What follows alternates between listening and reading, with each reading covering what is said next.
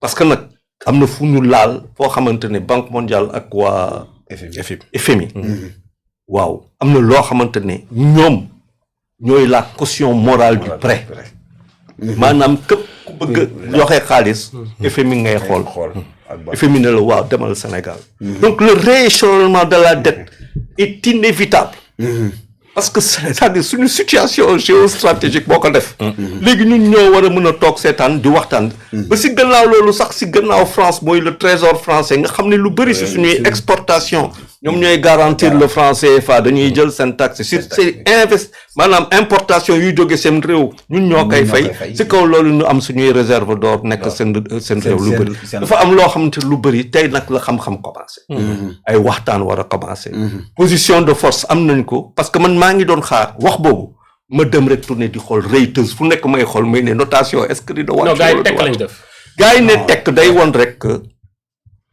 parfois day baax bras de fer. Absolument. léegi nag bras de fer boo koy def ñun ñëpp ñooy sot. waaw sot laaj. donc ñun ñëpp dañu war a sot. Très bien, merci beaucoup. Et pour terminer, il ne nous reste pas beaucoup de temps. dañuy sotal leen dafa yombul quoi. waaw foo ngeen sotal leen rek doyen jox na leen yéen. mais ñoom ñoo ko ñoom ñoo ko comprendre woon la dernière question démb tey fekk si ngeen. la dernière question doyen Sanou xam naa dama koy séddale parce que temps bi bareetul il s'agit du fameux rapport là ou bien de l'apport Prodac daal sonoon nañ ñu ñoom. diggante ñaari copains Sonko ak Mame Mbaye Niang. rapport feeñ na. ah non mais Mbaye il dit que y a pas de rapport et puis voilà. ce qu'il a dit c'est que rapport bi ñuy wax ni Cheikh Diba moom la wax ni moo ko approuvé en 2024. et que finalement donc c'est de la volonté d'Ousmane Sonko aujourd'hui gën ko mën a mouiller moom Mame Mbaye Niang mais en réalité amul nee na benn rapport boo xamante ni épinglé na ko wala turam nekk si. D'abord je rends hommage à Cheikh Diba qui a été directeur de la programmation budgétaire li ñuy wax fii yëpp tant que comprendre ñu ne les réformes de Cheikh ne sont pas bonnes. On a un leader qui est né. Tout à l'heure tu as parlé de Patrice Lumumba. nit ñi xamuñu ko woon. Ousmane Sonko est une chance pour l'Afrique. wallaay nañu gëm suñu bopp wane na yoon bi. Quand tu fais des références à des ñoo xam te xëy na ils ont fait leur histoire ça c'est l'histoire. Contrairement à ce que tu penses tollooto ñu fu le maître et son élève déedéet. L'Afrique s'est décomplexée à travers une nouvelle génération qui est née. ñu xool tubaab bi comme ñoom ñu def les grandes écoles comme ñoom di leen raw di dellu soit suñu réew ñuy nax. C'est impossible. Charles a dit que chaque année day dem 2 ou 3 fois en Asie. fi nga jógee wóor na dañ lay déglu yow. te borom xam-xam nga bàyyi ci réew mi. su nga ko jóg ne ñii ay nawle lañu. fii ku ñu mos a far rek le lendemain yaa ngi France. mu ne fii xoolal saa yu Ousmane Sonko waxee Sénégal yi tiit. C'est comme quelqu'un qui parle à son maître. On n'est jamais de la vie. Te nga wax na tey que dara yëngatu. Faisons confiance à cet homme. Faisons confiance à cette nouvelle génération de leaders qui sont nés ici. Façon bi ñu politique en Afrique baaxul. Ça nous a appauvris. Ça nous a appauvris qui fait que nit ñaa ngi jóge ci monde rural bi di ñëw ci capital bi. jóge ci capital di dem bitim réew. kenn xalaatu toog sa réew di ko defar. On n'est plus jamais ça. Il faut que ñu xam ne ay nawle lañu. ñi ñuy def duñu suñuy maître du suñuy patron ndax ko ñu jàng. Il nous conseille par rapport li ñuy jàngal man j'ai écouté Cheikh Diba li ñuy wax di ragal ci nangam ça a été réglé par nos braves technocrates qui sont là boo léeree boo xoolee le document des risques budgétaires da nga xam ne tous ces problèmes ont été réglés.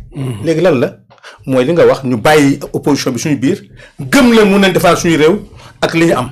Prends l'exemple du sport combien de fois on a été à la coupe du monde combien de fois on a été où sont ces recettes. Où est le développement du football?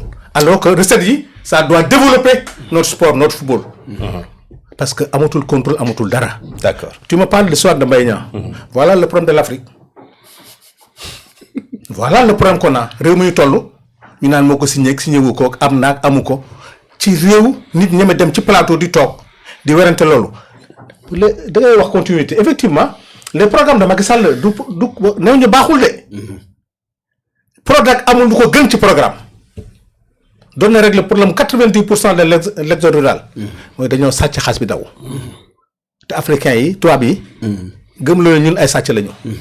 gëm la ñun on dépend de Ousmane Sonko toog ñu gëm ko mu ne gaañee nañu defar suñu réew nañ toog suñu réew ñii suñuy nawle dàq ñu jàng ëpp ñu lépp lu ñu am nañ 5 fois plus 38 ressources naturelles nga am ko ci réew am munoo defar benn kilomètre de route bu baax gaa yi di enrichir nga toog di wax ay les normes que non dañuy nax et il a mis fin à cela tey lu tax tey Lumumba tey nekk référence tey ñëpp di ko nëgg tey il sera accueilli en héros au Congo parce que xëy na xamuñu ko woon cette génération là nga neef gëm Ousmane Sonko lu mu leen wax ñu nangul ko pour la première fois boo leen di fayal impôt mun a gars yi dañ koy sàcc diaspora bi nga nekk mosuñoo wóolu suñu gars yi fii. mais doyen on peut mu ne diaspora bi léegi indi leen seen xaalis ñu defar réew mi gars yi di njëkkante di indi seen àll alors que yaa nañ jël di joxe. Là maintenant c'est les Sénégalais qui sortent leur argent et qui donnent aux politiques. mais doyen Sano nga baal ma mënuñ ñàkk a confronter les deux positions parce que Ousmane Sonko bi ngay wax moo fi taxaw wax ni que am na élément nouveau. waaw et par conséquent dossier bi dañ ko war a tijjiwaat. man am naa élément nouveau amul il faut qu'on pose ce débat. waaw non Mbaye Niang moo wax ci télévision ñëpp dégg ko. yéen ngeen journaliste. mu ne am na. ñëpp dégg ko man toog assemblée nationale Mbaye Niang toog ñu toog en commission des finances. ñu génne rapport bi ne mu ngi nii parce que foofu c'est l'irresponsabilité kenn du ma téye mais su ma ko génnoon ci biir ñu jàpp ma élément nouveau am na. c'est sur la base de cet élément nouveau na avocat yi saisiré suñu justice. maintenant faisons confiance en notre justice. Mbaye Niang bi ñuy àtte moo daa jiitu tribunal maa nga fa du début à la fin. moo fa daa jiitu ànd ak ay ditam ak jabaram ak yépp parce que amoon na élément yu war a tax mu gagné procès. tey élément nouveau am na cette même justice à qui on avait fait confiance. nañ ko wóolu ñun ñëpp xool élément nouveau bi nga xam ne les 9 pièces yi nga xam ne jox nañ ko. te ma xam si ñaar man yoo xam ne bu amee. xalaatuma Mbaye Niang de. kan ngay xalaat. le débat ce n'est plus ndax rapport am na wala amul rapport moo am na ba pare. mais tey chance bi ñu am mooy dinañ dugg ci dossier Prodac. non ce n'est plus non wax da nga koy ñeme. non da nga ne ce n'est plus kan la. kon haute trahison nga jëm. non xam nga lan la. non grave waxal wax bi. waxal wax bi. xanaa da nga xam bu may jàpp di ma seet si. kon kat ce n'est plus Mame Mbaye Niang. ce n'est plus Mame Mbaye Niang parce que rapport moo am na ba pare. waaw kooku kan la confirmé. Mbaye Niang waxoon na ko. rapport am na. incha allah léegi kooku kan la. wala grand yow dañ kaa namm de fii na toog ne ma Macky namm nañ la ñëwal doo ñëw. namm nañ ko trop. très bien namm nañ ko donc pour te dire que ne. oui. Sénégalais yi nañu gëm suñu justice. ñu boit procès bi. Sénégalais xam lan moo ne ci biir. Mbaye Niang épinglé ne veut pas dire que yaa jël. tu es cité dans un rapport da nga noonu amul Ousmane Sonko ñu mënu koon génne na ko ànd ak 9 pièces ñu jox ko le procès incha allah dinañ ko ubbi te buñ ko ubbee liñ ca bëgg rek ñu am confiance en notre justice. Sénégalais xam lan la. Imam mooy li nga xam de mais est-ce que les 29 milliards ont été attribués sur le long de l'année. parce que